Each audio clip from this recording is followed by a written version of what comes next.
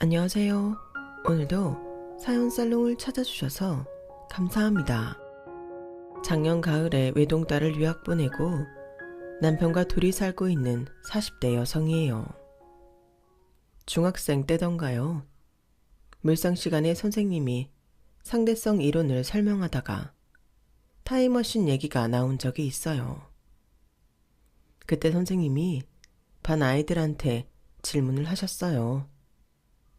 만약 타임머신이 실제 존재한다면 언제로 가고 싶냐고요. 어떤 아이는 학교에 입학하기 전으로 가서 실컷 놀고 싶다고 했고, 또 어떤 아이들은 대학교 입학식 날로 가고 싶다고 하더군요.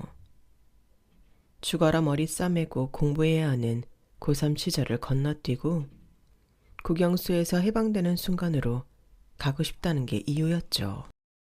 그 밖에도 아이들은 이런저런 이유로 과거와 미래로 가고 싶어 했어요. 그런데 저는 솔직히 그 어디로도 가고 싶지 않았어요. 제가 살아온 인생이 그리 행복하지 않았거든요. 그러니 제게는 행복한 미래 따위는 허락될 리가 없다고 생각했고요. 고작 15살밖에 안 된 아이가 이렇게 비관적인 생각으로 살게 된 데에는 저를 둘러싼 환경 탓이 컸어요. 저희 엄마는 남편 없이 저를 낳아 길렀어요. 지금이야 한부모 가정에 대한 정부 지원도 많고 사회적 인식도 많이 개선되었지만 제가 유년기를 보내던 시절만 해도 여자 혼자 아이를 키운다고 하면 다들 색안경을 끼고 봤어요. 여자가 함부로 몸을 굴려서 그렇게 됐다고 손가락질했으니까요. 엄마는 그런 수모를 견디면서 저를 기르셨어요. 그래서 차마 엄마한테 제 아빠에 대해 묻지 못하겠더라고요. 마치 엄마가 기를 쓰고 버텨온 날들을 부정하는 기분이 들어서 말이에요.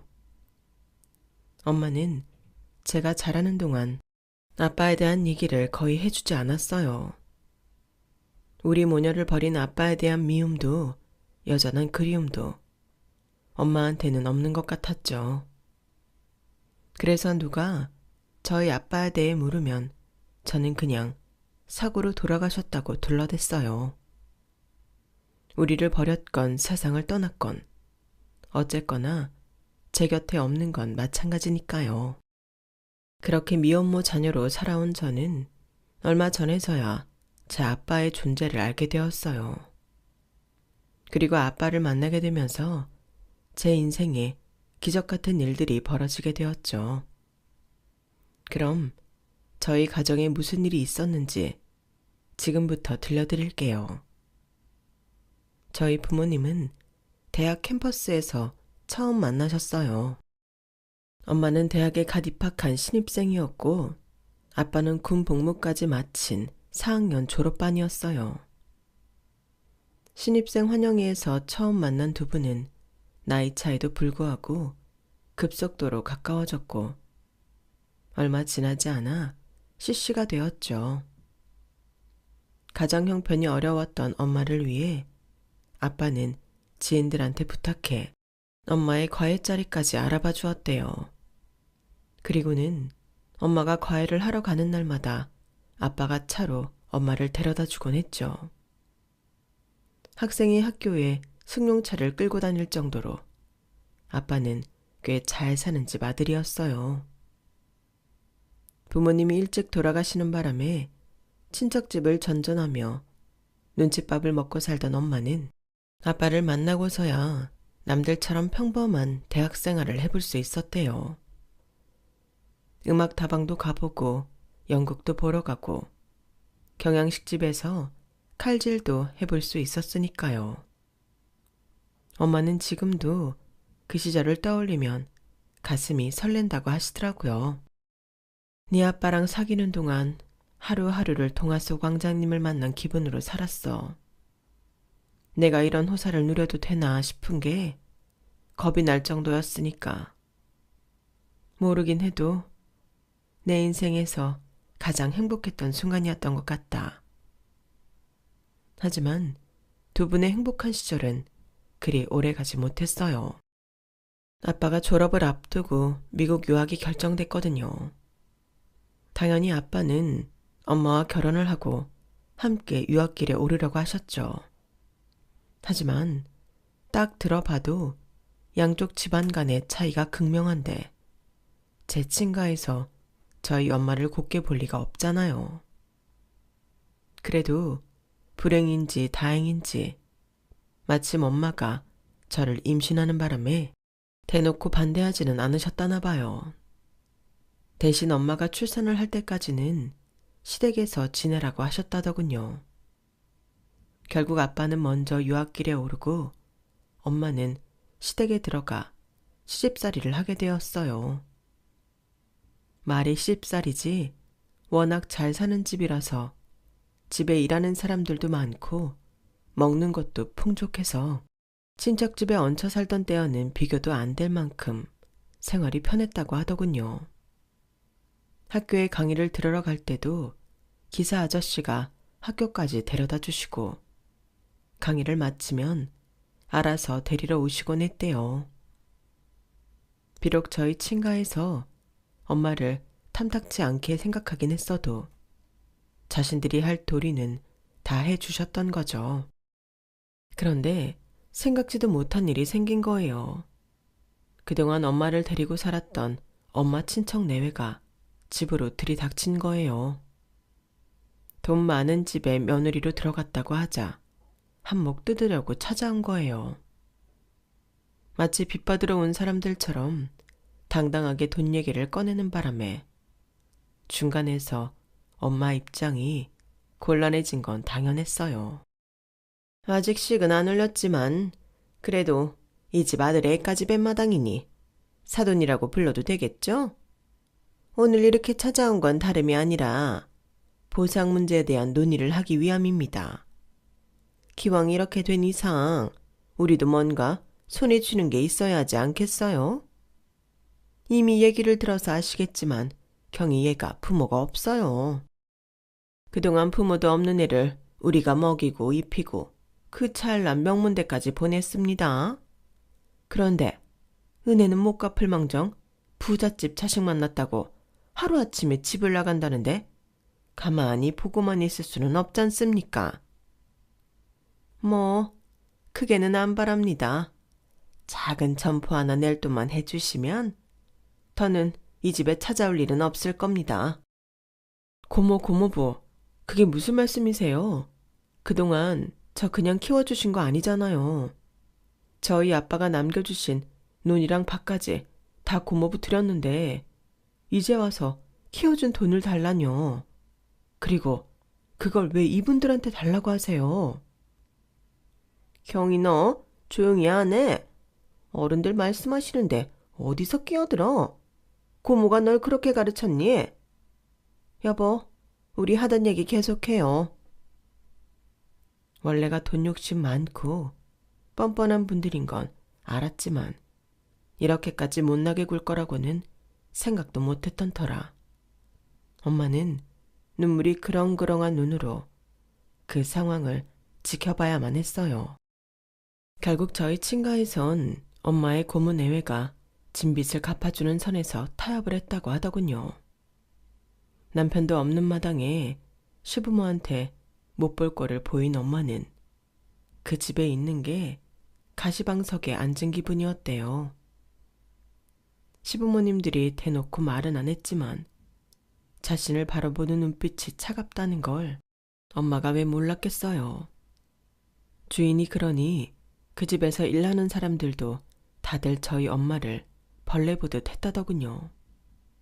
다 들리는데도 지들끼리 쑥덕거리면서 저희 엄마 흉을 보는 건 일상다반사였고요. 그러니 사내 진미가 눈앞에 있어도 쉽게 젓가락을 댈 수 없었죠.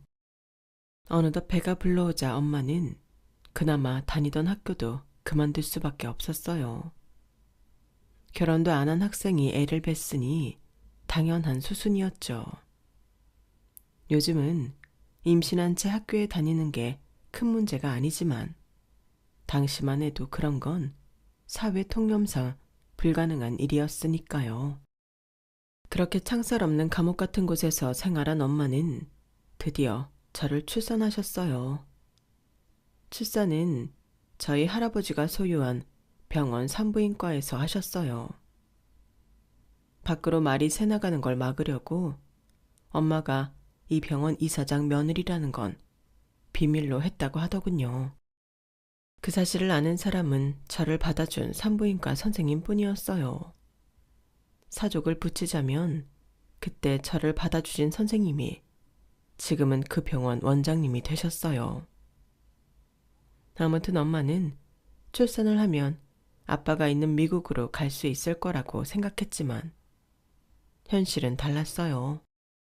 아들이 아닌 딸을 낳자 저희 할머니가 그제야 본색을 드러내셨거든요. 애는 무사하다고 하니 걱정 말아라. 그리고 몸 추스르는 대로 짐 챙겨서 내 집에서 나가거라. 살 곳은 미리 마련해뒀으니 거기 가서 찍소리 말고 살아. 혹여라도 내 아들 앞에 얼쩡거리다 걸리면 그땐 너도 네 딸도 무사하지 못할 테니 알아서 하고. 애는 우리가 알아서 키울 테니까 그 또한 걱정 말아라. 어머님, 그게 무슨 말씀이세요? 그럼 저더러 애만 두고 나가란 말씀이세요? 당연한 거 아니니? 사람이 화장실 들어갈 때랑 나갈 때가 다르다고 하잖니. 네가 나중에 땀만 먹고 내 아들 발목 잡을지 어떻게 알아? 네 딸이라도 인질로 잡고 있어야 네가 허튼 생각 안 할 거 아니야. 안 돼요. 저는 그렇게 못해요. 죽어도 내 딸이랑 같이 살 거예요. 어머님, 그러지 마시고 그냥 저 좀 받아주시면 안 돼요? 제가 아들 꼭 낳아드릴게요. 그러니까 제발 우리 아이랑 상중 씨 있는 미국으로 가게 해주세요. 제발 부탁드려요, 어머님. 얘가 정말 웃기는 애네? 아니, 설마 우리가 널 며느리로 받아들일 거라고 생각했던 거니? 그 머리로 명문대까지 들어간 게 신기하다, 얘. 내 아들 무탈하게 미국 보내려면 어쩔 수 없는 일이라서 널 받아들이기는 했다만 우린 애초에 널 며느리로 받아들인 생각이 없었어.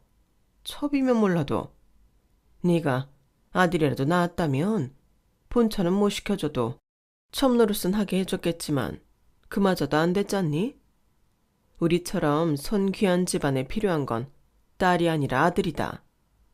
볼 거 없는 널 받아들인 것도 혹시나 아들이라도 하나 낳아줄까 해서 그랬던 건데 그마저도 안 됐으니 어쩌겠니? 네가 네 발로 나가야지. 아까도 말했지만 나갈 때 나가더라도 애는 두고 가라. 딸 하나 낳아주고 네 고모 비제, 네 살 집까지 챙겼으니 너한테도 나쁜 조건은 아니라고 생각한다. 그러니까 더 큰 욕심 부리지 말고 이쯤에서 떨어져 나가. 길게 끌어봐야 험한 꼴만 당할 테니까. 결국 엄마는 본가에서 쫓겨났고 엄마와 저는 친할머니가 마련해준 집에서 단 둘이 살게 되었어요. 어떻게 할머니가 저를 순순히 내줬냐고요?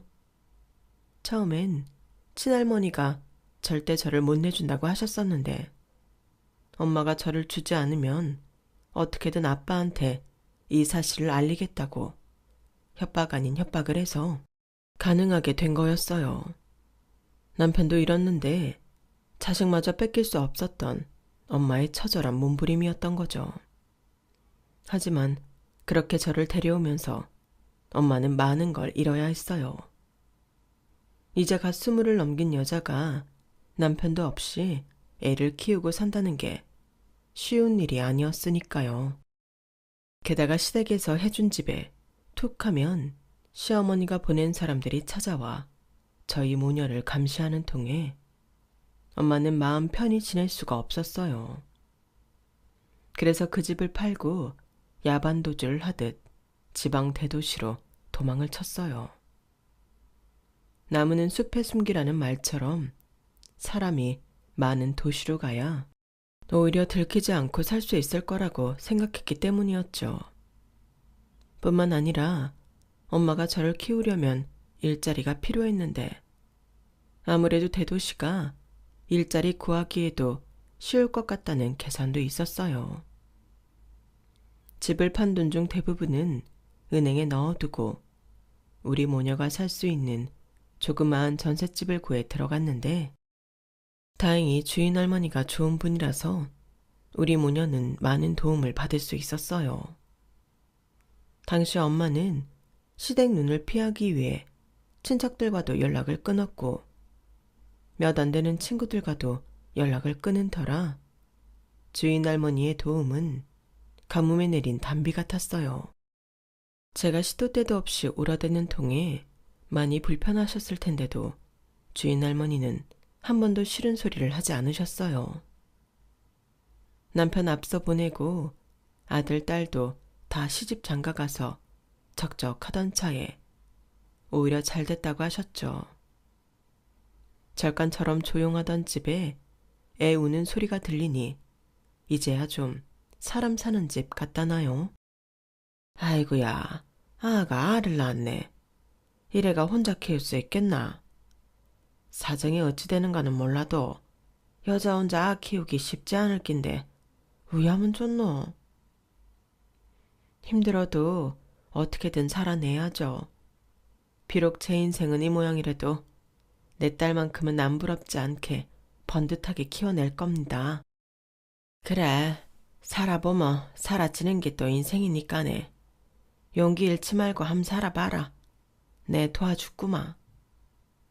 할머니는 95세 세상을 떠나실 때까지 저를 손녀딸처럼 예뻐해 주셨어요. 엄마가 일을 나가면 대신 저를 봐주셨기 때문에 어릴 때는 저는 주인 할머니가 제 진짜 할머니인 줄 알고 자랐을 정도였죠. 엄마는 그 집에 살면서 중고등학생 과외도 하고 이후엔 동사무소에 취직해 공무원 생활을 하셨어요. 월급은 얼마 안 돼도 다른 직장들에 비해 퇴근 시간이 빨라서 택한 직장이었죠.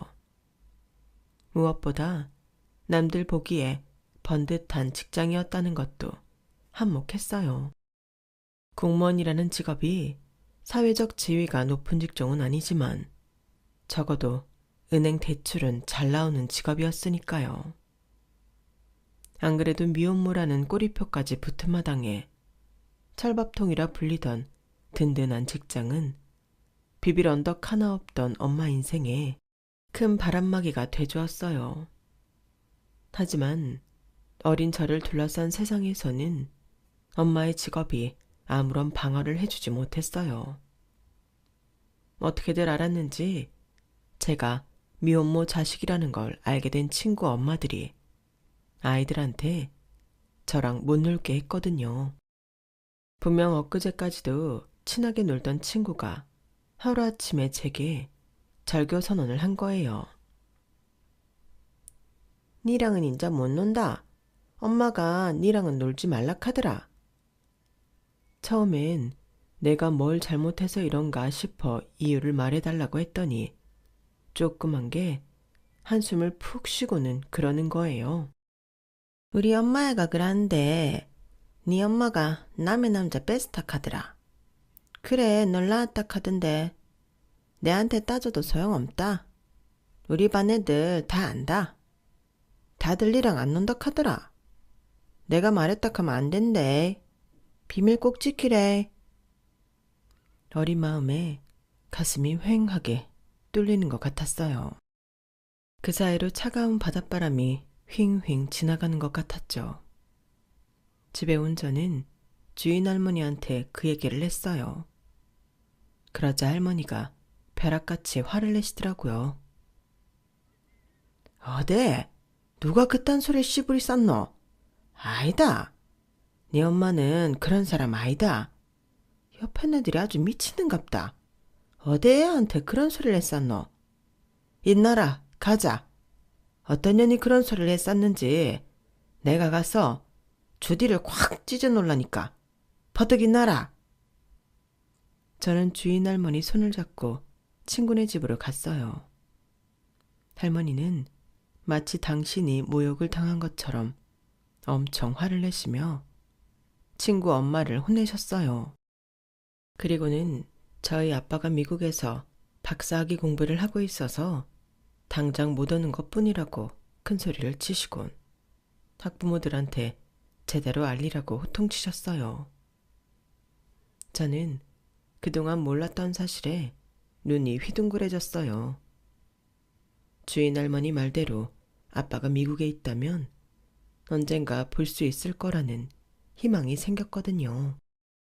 엄마가 주인 할머니한테는 모든 사정을 다 밝힌 터라서 주인 할머니가 거짓말을 했을 리 없었기에 더욱 믿음이 갔어요.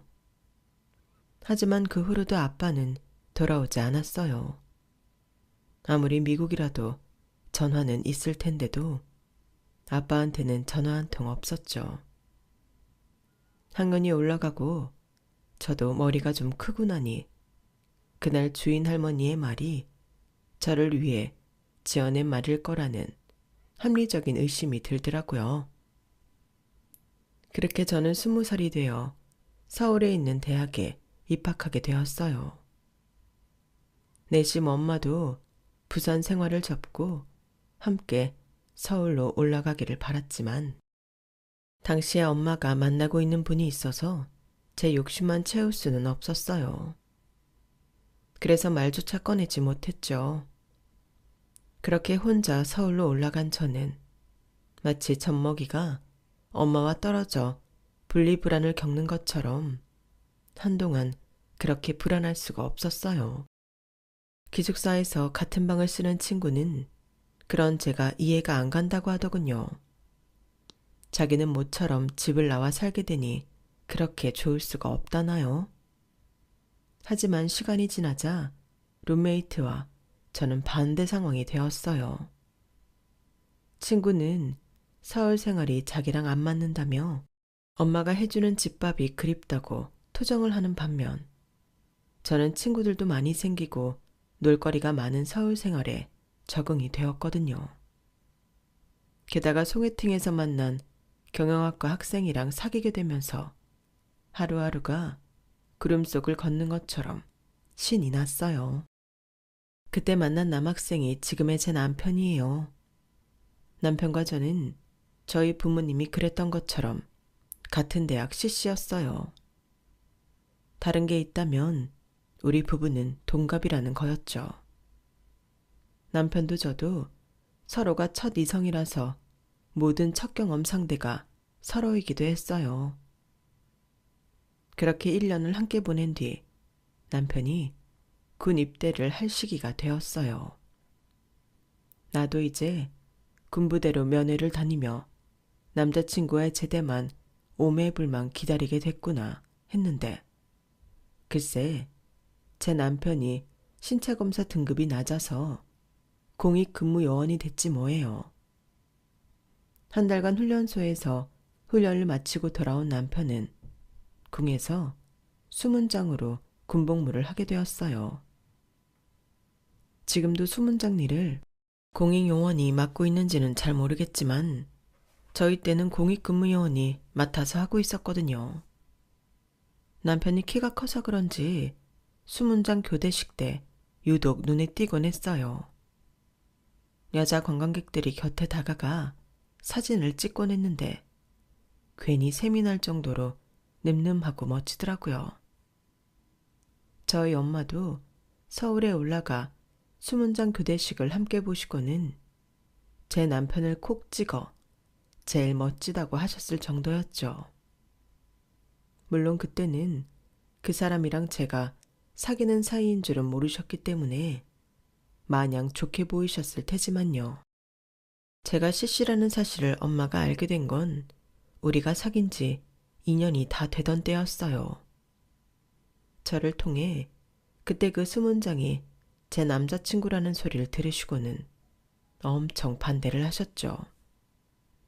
그때 처음 엄마를 통해 아빠 얘기를 들을 수 있었어요. 자세한 건 아니고 엄마랑 아빠도 CC였다는 정도만요. 엄마가 날 연애까지 참견할 생각은 없지만 딱 연애까지만 해. 남녀 사이는 어떻게 될지 모르는 거니까 너무 깊은 관계는 맺지 말라는 얘기야. 처녀 몸으로 널 낳은 내가 할 말은 아니지만 내 딸만큼은 정상적인 인생을 살았으면 좋겠어. 엄마 마음 이해하지? 제가 왜 모르겠어요. 엄마가 어떻게 살아왔는지 누구보다 제가 잘 아는걸요. 하지만 지레 겁부터 먹고 남편과 제 사이를 떼어놓으려 하는 건 이해가 안 갔어요. 아빠랑 엄마가 어떻게 헤어졌는지는 모르겠지만 내 남편은 아빠랑 다르다는 생각이 지배적이었거든요. 그 후로도 우리는 연애를 이어갔고 번듯한 직장에 취직한 후에야 정식으로 엄마를 찾아갔어요. 이미 사귄 지 7년이 넘은 터라 엄마도 딱히 반대는 안 하시더라고요. 시부모님도 저희 사이를 일찍부터 알고 계셨기 때문에 저한테 아빠가 없다는 사실을 아셨음에도 반대는 하지 않으셨어요. 남편이 그러는데 아버님이 그러셨다더라고요. 머리 큰 자식, 부모가 말린다고 이제 와서 헤어질 것도 아닌데 괜히 새로 들이는 사랑 가슴에 못질까지 할 필요 있겠냐고요. 그동안 상처도 많이 받고 자랐을 텐데 우리라도 보다듬어 주어야 한다시며 오히려 제 남편한테 잘하라고 하셨었다네요. 어릴 때 친구 부모님들로부터 많은 상처를 입고 자랐던 저로서는 아버님의 따뜻한 말씀에 울컥할 수밖에 없었어요. 그래서 더 시댁에 잘하려고 노력했어요. 아버님은 마치 제가 그동안 못 받고 자란 아빠의 정을 대신 주려고 하셨는지 저를 딸처럼 아껴주셨어요. 제게 손편지도 자주 보내주시고 제 생일 때는 물론 매달 용돈도 주셨어요. 비록 금액은 얼마 안 됐지만 그 마음은 억만금보다 더 크다고 생각해요. 그나가 내가 말이다. TV에서 홈쇼핑을 보다가 너한테 딱 어울릴 만한 구두를 봤어. 그래서 말인데 너 신발 사이즈가 어떻게 되냐? 아버님도 참 뭘 저까지 챙겨주세요. 그냥 아버님 거 사시는세요. 아니면 어머님 거 사드리시든가요. 에이, 선물은 주는 사람 마음인데 내가 딱 너한테 주고 싶어 그러잖니. 한 240이면 될까? 뭐? 235? 아이고, 우리 며느리 발도 조금 안해. 알았다. 그럼 그걸로 주문하마. 아버님은 길을 가다가 예쁜 핀을 봐도 제 생각을 해주시고 홈쇼핑에서 예쁜 구두를 봐도 제 생각을 해주셨어요. 유별난 며느리 사랑에 시어머니께서 샘을 내실 정도였죠. 안타까운 건 그런 아버님과 오래 함께하지 못했다는 거예요. 제가 시집오고 3년째 접어들던 해 아버님이 갑자기 세상을 떠나셨거든요. 자꾸 소화도 안 된다고 하시고 살도 많이 빠지셔서 병원에 모시고 갔었는데 대장암 판정을 받고 며칠 되지 않아서 세상을 떠나신 거예요. 아직 아버님과 이별할 준비가 되지 않은 터라 장례식 내내 감정을 추스르기가 힘들었어요. 어머님이나 아들인 남편과 시동생보다도 제가 더 많이 울자 어머님이 한 소리 하시더라고요. 누가 보면 네 남편이 죽은 줄 알겠다. 그 정도 하면 됐으니까 이제 그만 눈물 그쳐. 어디 원 남사스러워서. 기어이 어머님께 한 소리를 듣고서야 저는 눈물을 삼켰어요. 이제는 제 편을 들어줄 아버님이 없다는 사실에 아버님과의 이별이 한층 더 실감이 나더라고요. 장례식 마지막 밤, 아버님 영정 앞에 멍하니 앉아있는데 입구 신발장에 놓인 제 구두가 눈에 들어오는 거예요. 아버님이 홈쇼핑에서 사주신 구두였어요. 신발을 선물하면 이별을 한다고 하던데 그래서 아버님이 돌아가신 건 아닐까 하는 말도 안 되는 생각까지 들더라고요. 그 후로도 그 구두를 신을 때마다 아버님이 떠올라서 한동안 그 구두를 신을 수가 없었어요. 아버님이 돌아가시고 이듬해 시동생이 결혼을 했어요. 맏며느리는 마음에 안 차는 사람을 들여서 내심 불만이었던 어머님은 이제야 당신 마음에 꼭 드는 며느리를 들이게 됐다고 엄청 좋아하시더라고요. 제 동서는 명문대 의대를 졸업하고 모 산부인과에서 전문의로 일하고 있었는데 연봉이 자그마치 1억이 넘는다고 하더군요. 게다가 친정 부모님이 재력가셔서 어릴 때부터 아쉬울 거 없이 다 누리고 자란 사람이었어요. 국간에서 임신난다고 시어머니께서도 선물이며 용돈을 얼마나 많이 하는지 몰라요. 그러니 자연히 시어머님 사랑은 동서한테 갈 밖에요. 그 점에 대해서는 저도 딱히 불만은 없었어요. 대신 저는 시아버지 사랑을 많이 받았으니까요. 그래서 어머님이 동서를 편애하시는 것도 참을 수 있었는데 매번 동서가 참고 있는 저를 건들지 뭐해요. 그날은 어머님 생신이라서 다들 시댁에 모이기로 한 날이었어요. 저는 반차를 내고 미리 시댁에 와서 생신상 준비를 하고 있었고 남편은 퇴근길에 딸아이를 학원에서 데려오기로 한 참이었죠. 시동생은 퇴근 후 동서랑 시댁으로 바로 오기로 했고요. 그런데 길이 엇갈렸는지 동서가 먼저 왔더라고요. 때마침 어머님은 제가 사간 원피스를 입어보고 계셨는데 동서가 그걸 보고는 대뜸 그러는 거예요. 어머님, 이 옷 어머님이 직접 사신 거예요? 이거? 이건 큰애가 생일 선물로 사온 건데 왜? 무슨 문제라도 있니? 아, 형님이 사온 거구나. 요즘에 누가 이런 구닥다리 브랜드를 입는다고. 형님도 참. 아무리 보는 눈이 없어도 그렇지. 다른 사람도 아니고 어머님한테 이런 걸 사드렸대요. 어머님, 그 옷 벗으시고 저랑 같이 백화점에 가요. 제가 제대로 된 옷 한 벌 사드릴게요. 이런 거 입고 다니면 사람들이 제 욕해요. 어머님한테 이런 거지 같은 옷 걸치게 했다고요. 어서 가요, 어머님. 형님, 저 어머님이랑 백화점 좀 다녀올게요. 음식 준비는 형님 혼자 할 수 있죠?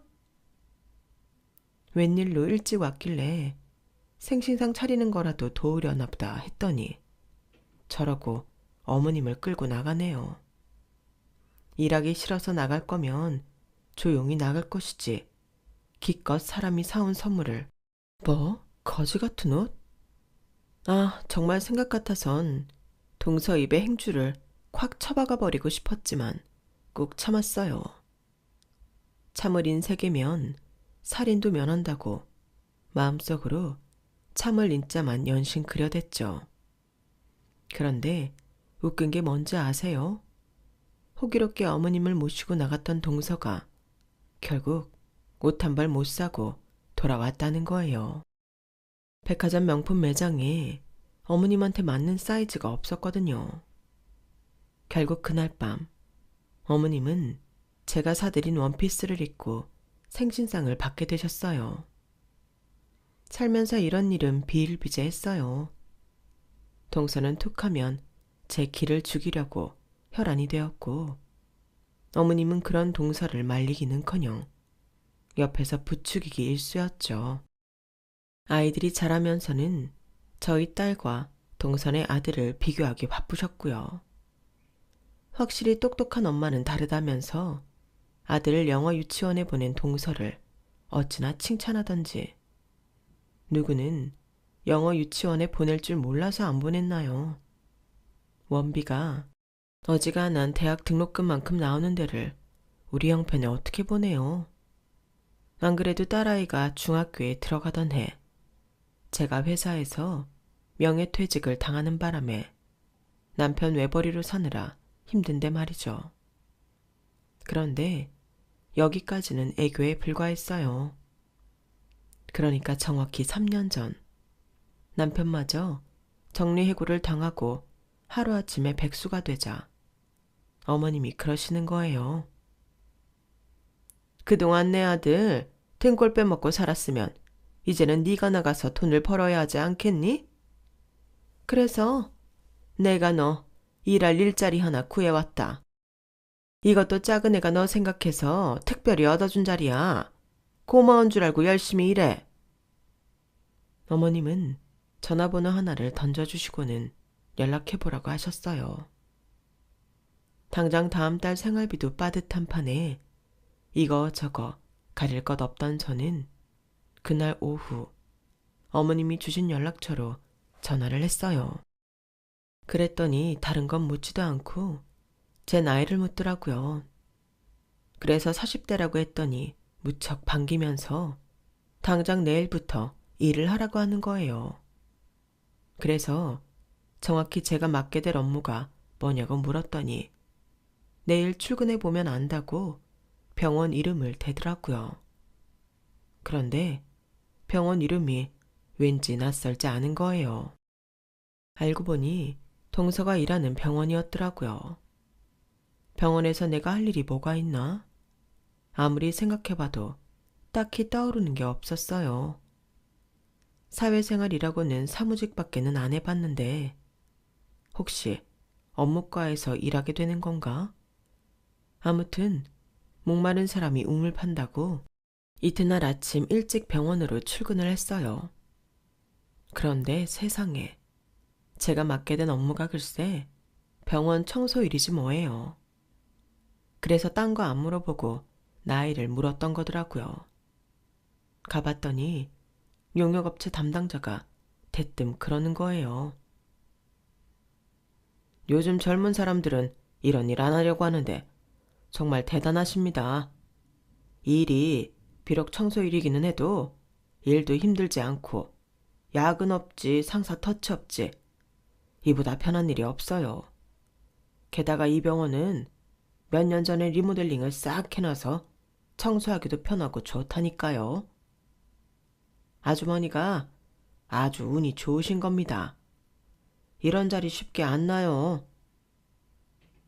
솔직히 직업 가지고 차별하면 안 되지만 그 순간만큼은 제가 맡게 된 일이 너무도 초라하게 느껴졌어요. 더불어 이 일을 소개시켜준 동서한테 정말 화가 많이 나더라고요.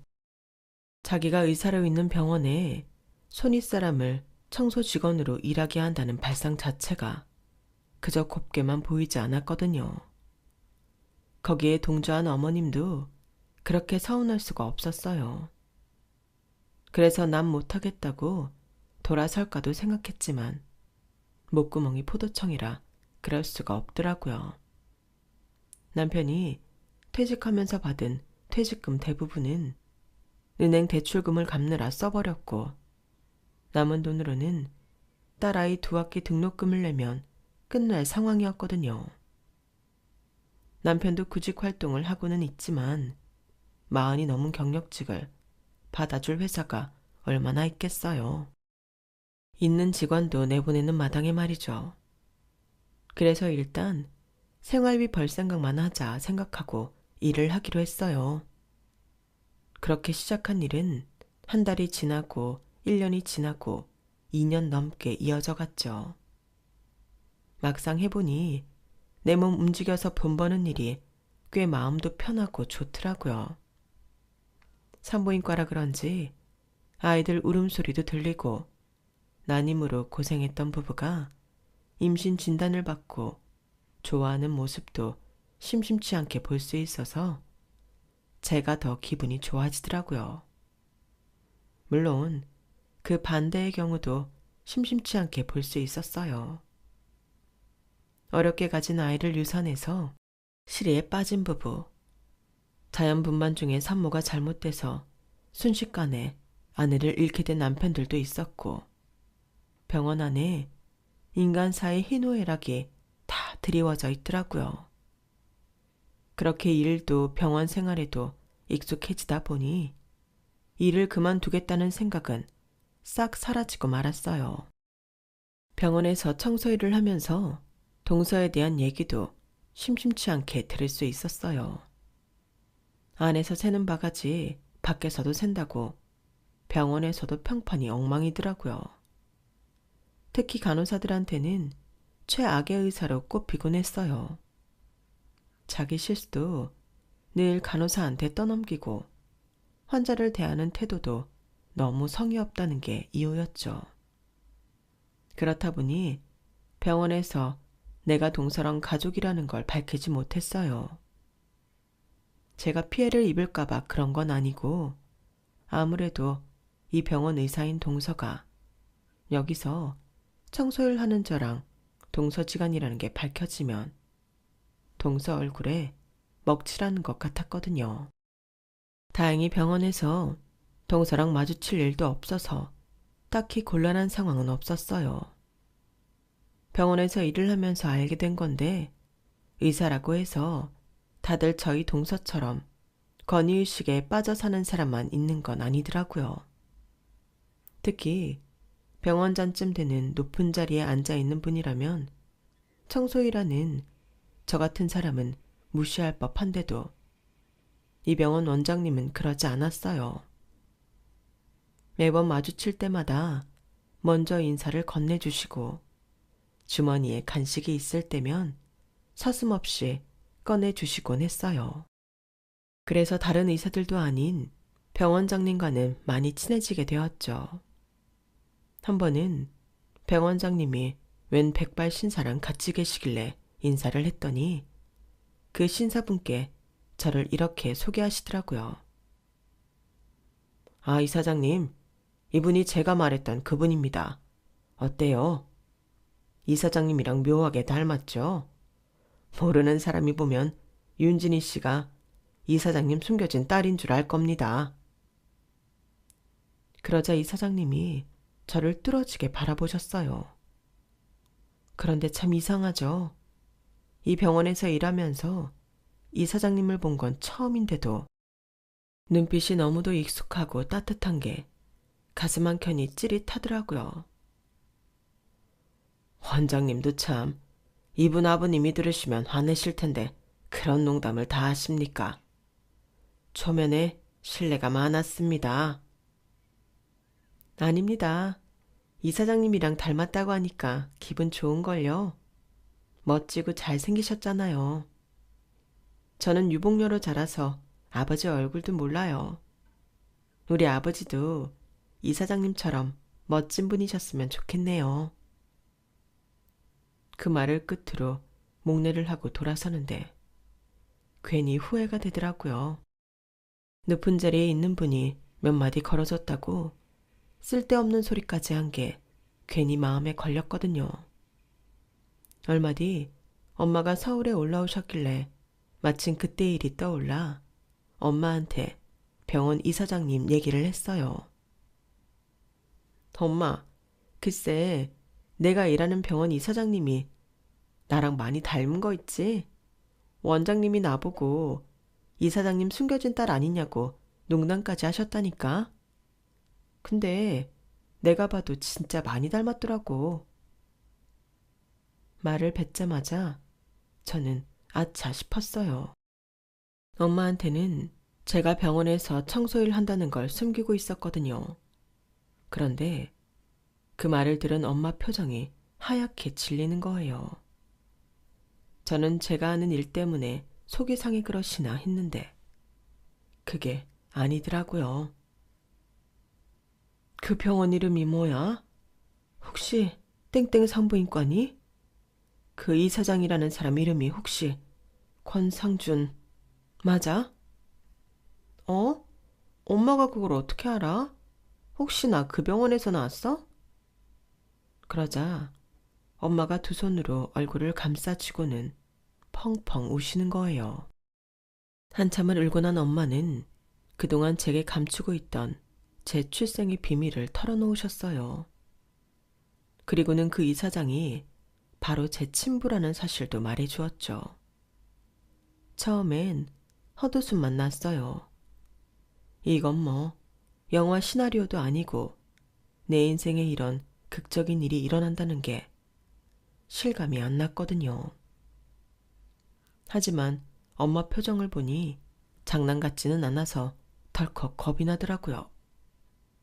하지만 그렇다고 해서 당장 이사장님을 찾아가 당신이 내 아빠가 맞냐고 물을 수는 없었어요. 이미 이사장님은 가정이 있으실 테고 이제 와서 엄마랑 제가 나타났다고 해서 달라질 건 없을 테니까요. 게다가 제 꼴이 너무 한심하게만 느껴져서 도저히 앞에 나설 용기가 나지 않았어요. 다른 일도 아니고 아빠 병원에서 청소 일을 하고 있으니까요. 그래서 일부러 병원장님도 피해 다니고 병원에 이사장님이 왔다는 소리를 들으면 괜히 화장실로 숨곤 했죠. 그런데 이런 저와는 달리 저희 엄마는 용감한 사람이었더라고요. 저 몰래 병원장님을 통해 아빠를 만났더라고요. 이사장님실에서 엄마와 아빠가 재회 중이라는 사실을 모른 채 저는 그날도 평소처럼 병원에 출근해 청소를 했어요. 일을 마치고 막 옷을 갈아입고 로비로 나왔는데 마침 동서가 엘리베이터에서 내리더라고요. 순간 병원이라는 사실도 깜빡하고 동서 옷소매를 잡았어요. 동서, 지금 퇴근해? 제 딴에는 반가운 마음에 한 행동이었는데 동서가 자기 옷소매를 잡은 제 손을 보더니 신경질적으로 확 뿌리치며 그러는 거예요. 뭐야 더럽게. 화장실 청소한 더러운 손으로 어딜 만져? 청소부면 청소나 할 것이지 어디 감히 의사 몸에 손을 대냐고. 같은 병원에 있으니까 우리가 동급인 줄 알아? 그 말에 엘리베이터에서 내리던 사람들과 로비에 있던 사람들 시선이 전부 저한테 쏠렸어요. 순간 너무 창피해서 눈에 눈물이 핑 돌더라고요. 그런데도 동서는 거기서 그치지 않고 작정한 듯 제 자존심을 밟아댔어요. 들고 있던 백으로 저를 밀쳐대며 말이죠. 이보세요, 윤진희 씨. 여기는 집이 아니라 직장입니다. 당신은 이 병원 청소부고 나는 이 병원 의사라고요. 그렇게 사리분별 못해서 어디 사회생활 하겠습니까? 한 번만 더 그 더러운 손으로 내 몸에 손대면 당신 당장 잘라버릴 테니까 각오하세요. 불쌍해서 일자리 구해줬더니 어디서 엉기려들어 거지 같은 게. 그때였어요. 누군가 동서의 뺨을 세차게 쳐버렸죠. 어찌나 세게 쳤는지 동서가 얼굴이 휙 돌아갈 정도였어요. 놀라서 쳐다보더니 저희 엄마가 불같이 벌건 얼굴로 씩씩대고 서 있더라고요. 뭐? 거지 같아? 너 따위로 인성도 덜 돼먹은 게 어디서 감히 내 딸한테 그딴 소리를 해? 네가 의사면 의사지 왜 사람 무시하냐고. 당장 내 딸한테 사과 안 해? 그러자 동서가 눈에 불을 켜고 소리쳤어요. 이건 뭐야? 아주 쌍으로 지랄들이네. 이보세요. 지금 당신이 무슨 짓을 벌였는지 알아? 거지 같은 당신 딸내미가 내 몸에 손댄 것도 모자라 감히 내 뺨을 쳐? 하, 어이없어서 정말. 경비는 뭐 하는 거야? 이런 잡상이들 안 내쫓고 의사인 내가 이런 수모를 당하는데 왜 가만히 있어? 당신들 월급 받고 그따위로 일할 거야? 동서가 길길이 날뛰자 보안 직원들이 다가왔어요. 하지만 선뜻 저랑 엄마한테 어쩌지는 못하더라고요. 엄마 뒤에 이 병원 이사장인 저희 아빠와 병원장이 서 계셨거든요. 병원장은 보안 직원을 돌려보내곤 동서한테 말했어요. 지금 이사장님 따님한테 뭐 하는 짓입니까? 당장 사모님과 따님한테 사과하세요. 그 말에 동서는 귀신이라도 본 사람처럼 눈이 커졌어요. 그런 동서를 말없이 노려보던 아빠는 조용히 입을 떼셨어요. 보아하니 내 병원 의사인 것 같은데 원장님이 사람을 잘못 뽑았네요. 의술이 얼마나 좋은지는 모르겠지만 이렇게 인상이 덜 돼먹은 사람이 내 병원에서 일한다는 건 도저히 용납이 안 됩니다. 하나를 보면 열을 안다고 병원 직원한테도 이렇게 함부로 구는 사람이 환자들한테는 차라리 만무하죠. 안 그렇습니까? 이보세요. 당신이 의사라고 해서 사람을 함부로 무시해도 되는 건 아닙니다. 의사건 청소부건 내 병원에서 일하는 직원인 건 마찬가지니까요. 그리고 지금부터 내가 하는 말은 내 딸아이 아빠로서 하는 말입니다. 잘 들으세요. 그 더러운 낯짝 들고 당장 내 병원에서 나가. 한 번만 더 내 병원에 발질렀다가는 이 바닥에서 영영 일 못하게 해줄 테니까 다 들었으면 당장 꺼져. 방금 전까지 의기양양하던 동서는 어안이 벙벙한 표정으로 뒷걸음질 치며 병원을 빠져나갔어요. 그리고 다음 날 바로 병원으로부터 해고 통지를 받게 되었어요. 해고 사유는 저에 대한 얘기는 없이 그동안 환자들과 간호사들한테 들어온 컴플레인에 대한 내용과 의료 미스에 대한 내용뿐이었지만 딱 이 시기에 해고 통지를 받았다는 건 누가 봐도 저와 관계된 일이라는 게 뻔했어요. 하지만 그 누구도 그 일을 트집 잡는 사람은 없더라고요. 생사조차 몰랐던 아빠와 마흔이 훌쩍 넘어서 만나게 된 저는 그간 못 나눈 부녀지간의 정을 나누며 살고 있어요. 아빠는 10여 년 전에 이혼을 하시고 혼자 살고 계셨기 때문에 저희 가족과 함께 살기를 바라셨어요. 전부인과 사이에서 자식이 없던 터라 하나뿐인 자식인 제게 더 마음을 쓰시는 것 같더라고요. 저야 아빠랑 같이 살게 되면 좋긴 하지만 남편과 딸 의사도 중요해서 말도 못하고 있었는데 딸아이가 제 아빠를 설득해 주었어요. 덕분에 저는 뒤늦게 아빠랑 함께 살게 되었죠. 제 남편은 졸지에 대일사위 노릇을 하게 되었고요. 아빠는 이 모든 일을 성사시켜준 제 딸아이한테 선물로 유학을 보내주셨어요. 집안 형편 때문에 유학은 꿈도 못 꾸고 있던 딸아이는 좋아서 방방 뛰더라고요.